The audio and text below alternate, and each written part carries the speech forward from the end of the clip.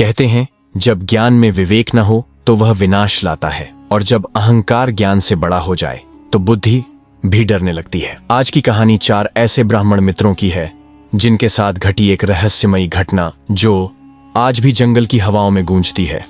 चलिए शुरू करते हैं 4 ब्राह्मण मित्रों की कहानी। कोभूत समय। पहले एक पवित्र गांव में 4 ब्राह्मण मित्र रहते थे। उनके नाम थे सुधाकर, मधुसूदन, हरिराम और सुभाष। तीनों मित्र सुधाकर, मधुसूदन और हरिराम बचपन से ही गुरुकुल में पढ़े थे। वे वेदों, शास्त्रों, मंत्रों और तंत्रों में पारंगत थे।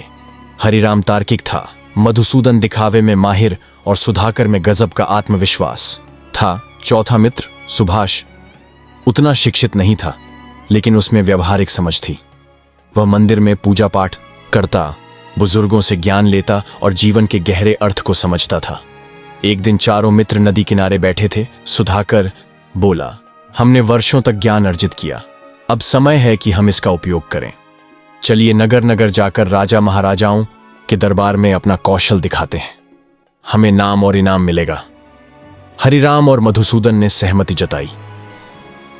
सुभाष बोला, ज्ञान का उपयोग सोच समझकर करना चाहिए, पर मैं भी साथ चलना चाहता हूं। तीनों मित्रों ने एक दूसरे की ओर देखा और बोले, तू उतना ज्ञानी नहीं है, लेकिन तू हमारा मित्र है, चल हमारे साथ। चारों मित्र यात्रा पर निकल पड़े। रास्ते में एक बूढ़ा साधु मिला। उसने मित्रों से कहा, विद्या पर अभिमान मत करना, और जो मृत हो उसे जीवित करने का विचार मन में भी मत लाना। तीनों हंसे और बोले, बाबा आपकी बातें अंधविश्वास हैं। सुभाष समझ गया था, क्योंकि वह कम पढ़ा लिखा था, लेकिन बड़ा व्यवहारिक, सरल और शांत स्वभाव था। वह रास्ते में वे गांवों में ठहरते, अपने ज्ञान से लोगों को मंत्रमुग्ध करते और आगे बढ़ते। दिन बीतते गए। एक दिन वे एक घने जंगल में पहुंचे। तीनों मित्र गर्व से चल रहे हैं, लेकिन सुभाष चुप है। जंगल गहराता जा रहा है। एक जगह वे रुके।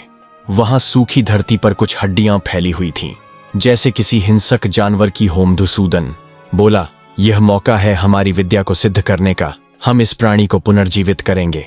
हरिराम बोला, अवश्य, यह अवसर हमें खुद को साबित करने का मौका देगा। सुभाष चिंतित हो गया और बोला, मित्रों, यह खतरनाक हो सकता है, शेर जीवित हुआ तो वह हमें खा जाएगा। सुधाकर ने हंसते हुए कहा, अरे सुभाष, तू डरपोक है, तेरे जैसे अज्ञानी को क्या पता कि असली विद्या क्या कर सकती है। सुभाष ने कहा, ठीक है, आप लोग जो करना चाहें करें, लेकिन मुझे एक पेड़ पर चढ़ने दो। तीनों ने उसकी बात को अनसुना किया। हरिराम ने मंत्र पढ़े और हड्डियां जोड़ दी। मधुसूदन ने त्वचा, मांस और रक्त को उत्पन्न किया, और अंत में सुधाकर ने प्राणवायु फूंकने के लिए आखिरी मंत्र पढ़ा। इसके बाद एक गूंज हुई। हड्डियों से बना वह ढांचा हिलने लगा। शेर की मांसपेशियां फड़कने लगीं, उसकी आंखें खुलीं। जलती हुई खूनी शेर दहाड़ा, गर्जन। तीनों मित्र खुशी से चिल्लाए, हमने कर दिखाया। पर अगले ही पल शेर ने सुधाकर को जबड़े में दबोच लिया। रक्त की धार बह चली। हरिराम और मधुसूदन भागे, लेकिन वो अगला शिकार बन चुके थे। शेर ने हरिराम और मधुसूदन को दबोचकर पकड़ लिया और दोनों को चिरकर उसके मांस को खा गया।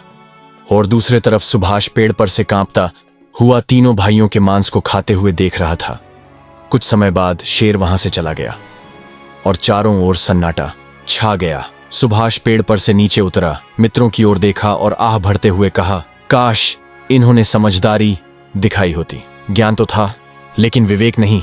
सुभाष अकेला गांव लौट आया। गांव में लोगों ने पूछा, बाकी 3 कहां हैं? उसने शांत स्वर में उत्तर दिया, ज्ञान था उनके पास, पर सोचने की शक्ति नहीं थी। लोग रोने लगे। एक बुजुर्ग ब्राह्मण ने कहा, बेटा, तू ही सच्चा ज्ञानी है। केवल ज्ञान या डिग्री किसी को महान नहीं बनाते। बुद्धिमानी, विवेक और समय की पहचान असली ताकत है। यदि ज्ञान के साथ घमंड हो जाए तो वह व्यक्ति को विनाश कर सकता है। अतंत इस कहानी से हमें यह ज्ञान मिलता है कि सच्चा ज्ञानी वही है जो समय पर सही निर्णय ले। ज्ञान तभी उपयोगी है जब उसमें संवेदनशीलता और विवेक हो, वरना शेर की तरह वह खुद अपने निर्माता को ही नष्ट कर सकता है। ऐसी ही मजेदार कहानी देखने के लिए हमारे चैनल को लाइक एवं सब्सक्राइब जरूर करें और कमेंट में बताएं आपको किस कहानी को सुनना है। धन्यवाद।